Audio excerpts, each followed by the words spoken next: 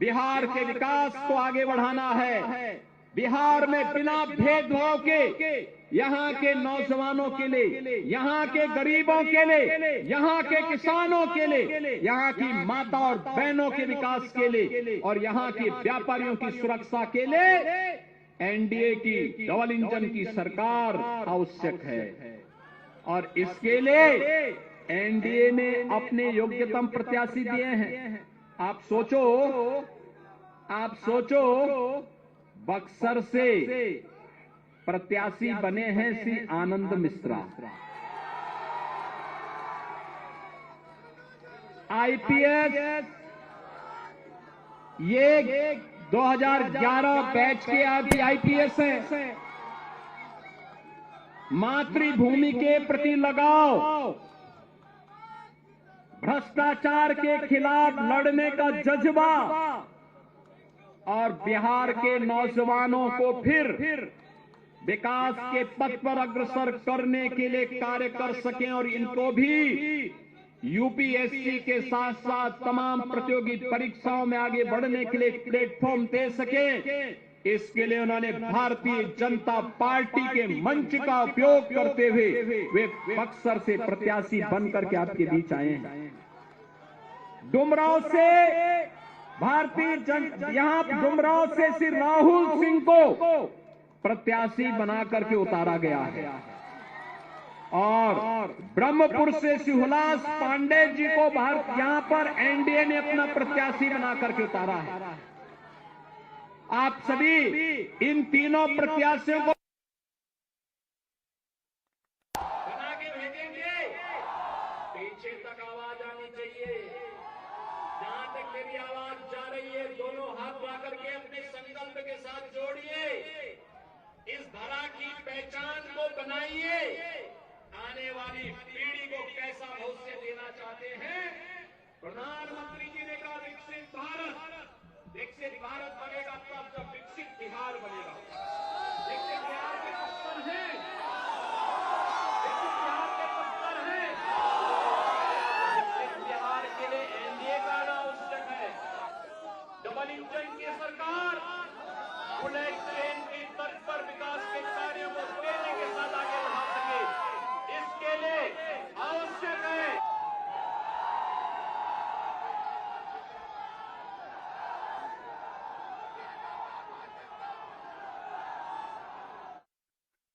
Bharatiya Janata party जिंदाबाद, NDA गठबंधन जिंदाबाद।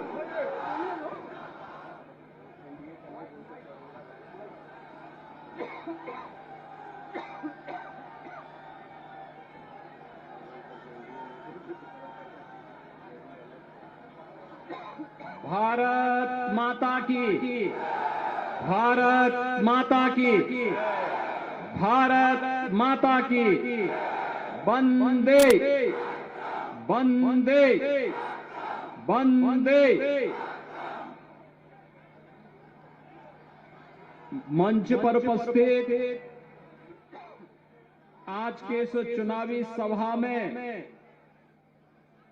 उत्तर प्रदेश सरकार में मेरे सहयोगी परिवहन मंत्री श्री दयाशंकर सिंह जी, लोकसभा के माननीय सांसद श्री सतीश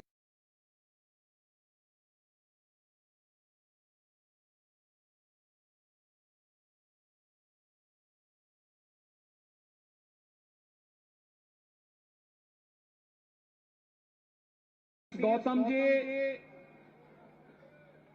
श्री नाथ बाबा आश्रम के श्री महंत योगी शीलनाथ जी, भारतीय जनता पार्टी के जिला प्रभारी श्री भानु प्रताप सिंह जी, जिलाध्यक्ष ओम प्रकाश भुवन जी, जदयू के जिलाध्यक्ष अशोक सिंह यादव जी, लोजपा के जिलाध्यक्ष अखिलेश कुमार सिंह जी, राष्ट्रीय लोक मोर्चा के जिलाध्यक्ष विंध्याचल सिंह जी, हम के जिलाध्यक्ष बलराम सिंह जी, स्वामी गंगा पुत्र जी, पूर्व जिलाध्यक्ष राम कुमार सिंह जी, प्रदेश कार्य समिति सदस्य प्रदीप राय जी, बक्सर से भारतीय जनता पार्टी के लोकप्रिय प्रत्याशी श्री आनंद मिश्रा जी, डुमराव विधानसभा क्षेत्र से राहुल सिंह जी, ब्रह्मपुर विधानसभा क्षेत्र से श्री हुलास पांडे जी और भारी संख्या में बक्सर की इस पावन धरा में उपस्थित बक्सर के मेरे सभी उपस्थित बहनों और भाइयों, मैं सबसे पहले भारत के रामायण कालीन इस पौराणिक स्थली को, जिसे मां गंगा का आशीर्वाद प्राप्त है, ऐसी पावन धरा को नमन करते हुए आप सभी का हृदय से अभिनंदन करता हूं। बहनों और भाइयों, बक्सर याद करिए, जिस पावन धरा पर भारत के त्रिकालदर्शी ऋषि महर्षि विश्वामित्र ने एक संकल्प लिया था, एक संकल्प, और वह संकल्प था, बहनों और भाइयों, जिसके बारे में महाकवि तुलसीदास जी ने कहा है कि गादि तनय मन चिंता व्यापी, हरि बिनु मरहि न निश्चर पापी। भारत के अंदर आतंकवाद, उग्रवाद की समस्या का समाधान की धरती है बक्सर की धरती। त्रेता युग में महर्षि विश्वामित्र ने यही संकल्प लिया था और यज्ञ की रक्षा के बहाने उन्होंने अयोध्या में जाकर के महाराज दशरथ से आग्रह किया कि मेरे यज्ञ की रक्षा करने के लिए अपने पुत्र दीजिए।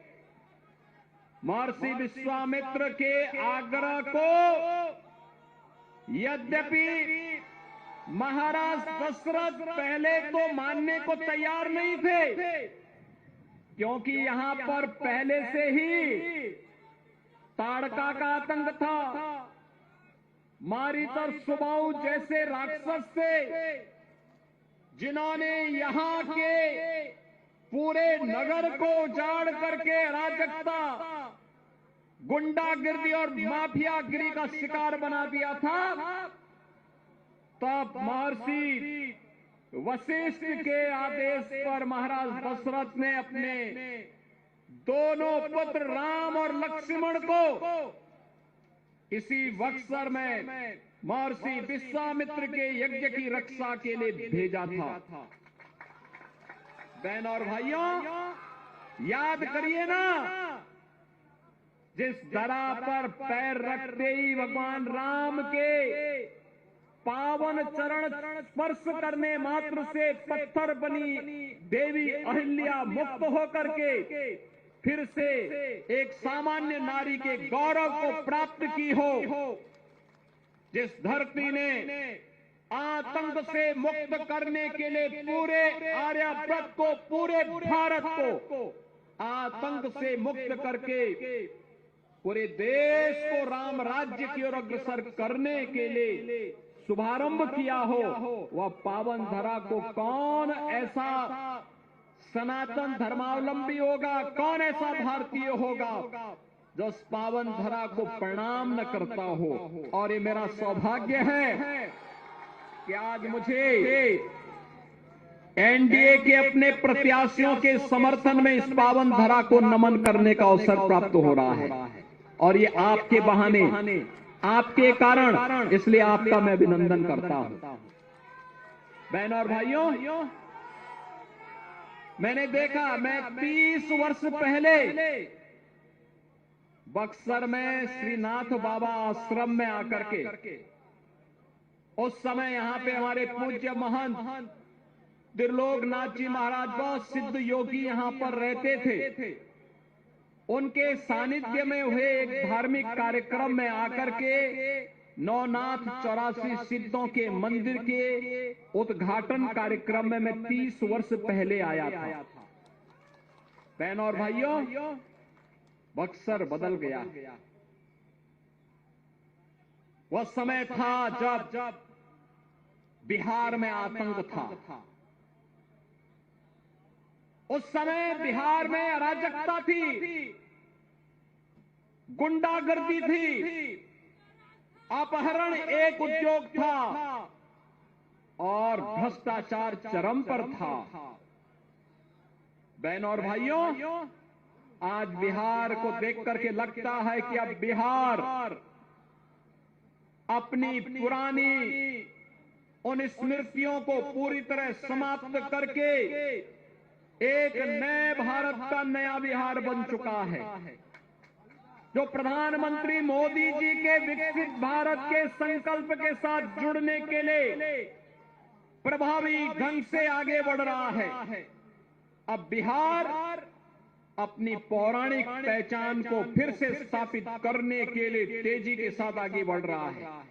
ये बिहार की धरती, ये बिहार की धरती, ये वही धरती है जिसने महात्मा बुद्ध को ज्ञान प्रदान किया था।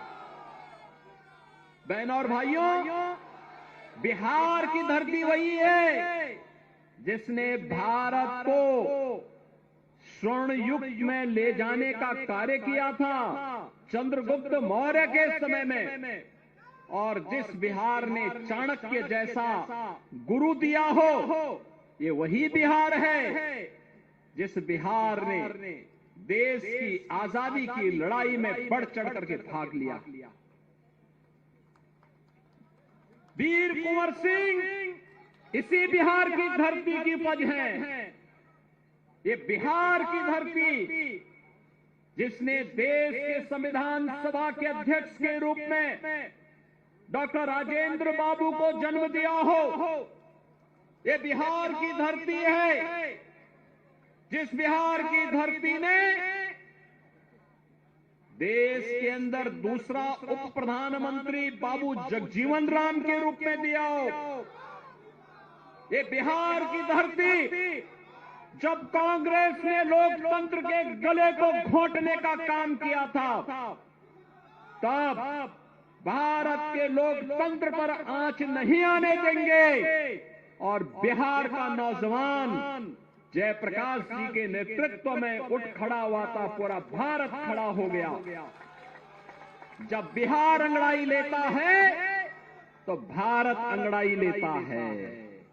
जब बिहार स्वर्ण युग में जाता है, भारत का स्वर्ण युग आ जाता है। जब बिहार विकसित बनेगा तो भारत को दुनिया की कोई ताकत विकसित होने से नहीं रोक सकती है। और यही आह्वान करने के लिए आज मैं आपके पास आया हूं। बहनों और भाइयों, आज आप देख रहे होंगे एनडीए की डबल इंजन की सरकार नीतीश कुमार जी के नेतृत्व में बिहार के अंदर कार्य कर रही है। प्रधानमंत्री मोदी जी का मार्गदर्शन और नेतृत्व है।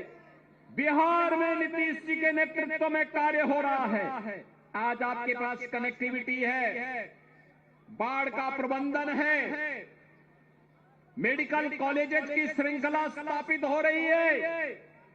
आज बिहार के अंदर विद्युत की आपूर्ति हो रही है। आपने देखा होगा अभी हाल ही में प्रधानमंत्री मोदी जी ने बिहार में एक पावर प्लांट का भी उद्घाटन किया है। बहनों और भाइयों, आज बिहार में इंजीनियरिंग कॉलेज बन करके बिहार में पलायन नहीं, बल्कि बिहार के नौजवानों को बिहार के अंदर ही रोजगार मिलेगा। बिहार प्रगति के नए प्रतिमान को स्थापित करेगा। इस संकल्प के साथ बिहार आगे बढ़ रहा है। बहनों और भाइयों, ये वही बिहार है आज जिस बिहार में आज हर गरीब के पास अपना राशन कार्ड और राशन की सुविधा है। हर गरीब के घर में एक शौचालय है। हर गरीब को सिर ढकने के लिए प्रधानमंत्री आवास की योजना है। ये वही बिहार है जिस बिहार में स्वस्थ ईंधन के लिए उज्ज्वला योजना का कनेक्शन फ्री में उपलब्ध करवाने का कार्य मोदी जी ने किया है और हर गरीब के लिए स्वास्थ्य के लिए आयुष्मान भारत की सुविधा भी है। सबका साथ और सबका विकास ऐसे ही है। सबके पास विकास पहुंचा है, सबको सुरक्षा की गारंटी है। अब बहनों और भाइयों, आरजेडी की लालटेन की धुंधली लाइट याद करिए, जब डकैती टालनी होती थी लालटेन बुझा देते थे और कांग्रेस और आरजेडी मिलकर के अरे गरीब का ही नहीं खाते थे, पशुओं का चारा भी डकार जाते थे। मैं सच बोल रहा हूं ना, गलत तो नहीं बोल रहा हूं ना। और ये वही लोग हैं, मैं तो यहां आपका बखान कर रहा हूं बक्सर का, कि महर्षि विश्वामित्र ने इसी धरती पे संकल्प लिया था कि भारत को आतंकवाद से मुक्त करना है तो राम और लक्ष्मण को यहां लेके आना पड़ेगा। और कांग्रेस कहती है, कांग्रेस क्या कहती है? कहती राम हुए ही नहीं। ये भगवान के ही अस्तित्व पर प्रश्न खड़ा करती है, जैसे कि कांग्रेस और उसका वंशवाद ही रहा है, बाकी कोई नहीं रहा है। बहनों और भाइयों, भगवान के अस्तित्व पर ये प्रश्न खड़ा करते हैं। आरजेडी भगवान राम के रथ को रोकती है और समाजवादी पार्टी, इनका जो यूपी का पार्टनर है ना, यह भी राम भक्तों पर गोली चलाती है। ये लोग कहते थे राम मंदिर कभी नहीं बन सकता। बहनों और भाइयों, आरजेडी और कांग्रेस के लोग क्या कह रहे हैं? कह रहे हैं अयोध्या में जहां राम मंदिर बना है वहां हॉस्पिटल बनना चाहिए। इन मूर्खों को यह भी नहीं पता है कि राम मंदिर के निर्माण के पहले अयोध्या में भारतीय जनता पार्टी की डबल इंजन सरकार ने उत्तर प्रदेश के अंदर पहले राजऋषि महाराज दशरथ मेडिकल कॉलेज का निर्माण किया, फिर महर्षि वाल्मीकि के नाम पर इंटरनेशनल एयरपोर्ट का निर्माण किया और फिर 500 वर्षों के कलंक को समाप्त करके जो राम भक्तों की एक आस थी कि रामलला हम आएंगे मंदिर वहीं, रामलला हम आएंगे मंदिर वहीं, और राम मंदिर का भव्य मंदिर का निर्माण हो गया ना, हो गया ना। क्या ये काम कांग्रेस कर पाती? क्या ये काम आरजेडी कर पाती? क्या ये काम समाजवादी पार्टी करती? यह काम तो मोदी जी के नेतृत्व में भारतीय जनता पार्टी ही कर सकती है। कर दिया ना। और बहनों और भाइयों, यही कहने के लिए मैं आया हूं। मैं तो आज आपके पास यहां आया हूं, लेकिन भारत के यशस्वी गृह मंत्री जी ने कहा है मार्च 2026 तक भारत को ताड़का, मारीच और सुबह रूपी नक्सलवाद, उग्रवाद और आतंकवाद से मुक्त करके रख देंगे। आप गृह मंत्री जी के संकल्प के साथ हैं या नहीं है? नक्सलवाद समाप्त होना चाहिए कि नहीं होना चाहिए? आतंकवाद और उग्रवाद समाप्त होना चाहिए कि नहीं होना चाहिए? अपराध समाप्त होना चाहिए कि नहीं होना चाहिए? होना चाहिए ना। तो इसके लिए कांग्रेस, आरजेडी और उनके जितने भी पार्टनर हैं जो अपराध की फैक्ट्री चलाते हैं, विकास के बैरियर हैं, इनको सत्ता में आने से रोकना पड़ेगा, इनको बेरोजगार करना पड़ेगा, तब नौजवानों के लिए रोजगार आएगा ना। और ये करने के लिए तैयार है ना। देखो, उत्तर प्रदेश में भी डबल इंजन की सरकार है, तो हम लोगों ने कैसे वहां कार्य किया। वहां जितने बड़े माफिया थे सारी की सारी, ज्यादातर लोगों के जहन्नुम के टिकट कट गए।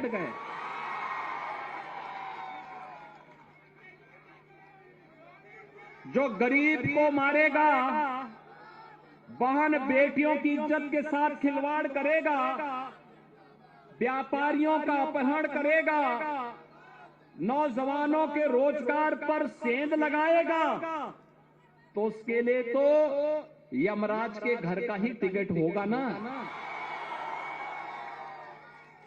और दूसरा, उनके खानदान ने भी जितनी प्रॉपर्टी बनाई होगी अवैध तरीके से, गरीबों का शोषण करके, अपहरण करके, हमारी सरकार ने, डबल इंजन की भाजपा की सरकार ने उस पैसे, उस पूरी प्रॉपर्टी को अपने कब्जे में लेकर के गरीबों के लिए आवास बना डाली। गरीबों के लिए आवास, हर गरीब को आवास मिल रहा है। आज उत्तर प्रदेश राम राज्य के नए युग में प्रवेश कर चुका है। आज अयोध्या धाम दुनिया की सुंदरतम नगरी में स्थापित हो गया है। कितने लोग अयोध्या गए हैं? विकास दिखाई दिया ना। काशी में काशी विश्वनाथ धाम कितने गए? आप मुझे बताओ, मोदी जी प्रधानमंत्री हैं और डबल इंजन की भाजपा की सरकार है, तभी ये काम हो पा रहा है ना। क्या ये काम कांग्रेस और उसके पार्टनर कर पाते क्या? अरे सब तो डकैती डालने वाले लोग हैं। लैल्टेन का उजाला दिखा करके और चुपचाप बंद करके फिर डकैती डालते थे, ये करते थे ना। और इसीलिए आपको कहने के लिए मैं आया हूं, क्योंकि बिहार हमारी माता जानकी का मायका भी है। और इसीलिए हम लोगों ने अयोध्या से सीतामढ़ी के लिए 6,155 करोड़ रुपए का एक राम जानकी मार्ग के निर्माण के कार्य को इस स्तर पर आगे बढ़ाया है। और अभी तो बक्सर को हम लोग सीधे लखनऊ और दिल्ली तक जोड़ने के लिए भी एक बड़े कार्य को आगे बढ़ा रहे हैं। पूर्वांचल एक्सप्रेसवे देखा है ना आप लोगों ने, तो पूर्वांचल एक्सप्रेसवे बक्सर की तरफ अब आगे बढ़ रहा है। ये जो उत्तर प्रदेश का परिवहन मंत्री है ना, दयाशंकर सिंह की भी जन्मभूमि यही बक्सर है। ये बक्सर से ही वहां गए हैं, बलिया में। और इसीलिए इनका जोर है कि अब उत्तर प्रदेश परिवहन निगम की बस लखनऊ से सीधे बक्सर को जोड़ ले, बक्सर से सीधे अयोध्या धाम जोड़ ले। याद करिए, त्रेता युग में महर्षि विश्वामित्र को अयोध्या धाम से बक्सर आने में कई दिन लगे थे। खैर, महर्षि विश्वामित्र उस समय बहुत सारे राक्षसों को निपटाते हुए आ रहे थे। कहीं ताड़का को मारना है, कहीं मारीच को मारना है, कहीं मारीच को भगाना है, कहीं सुबाहु को मारना है। और आज भी नाम बदले हैं।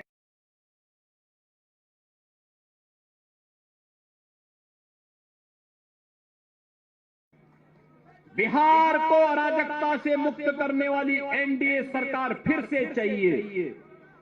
बिहार को विकास के पथ पर अग्रसर करने वाली एनडीए सरकार फिर से चाहिए। बिहार के विकास को आगे बढ़ाना है।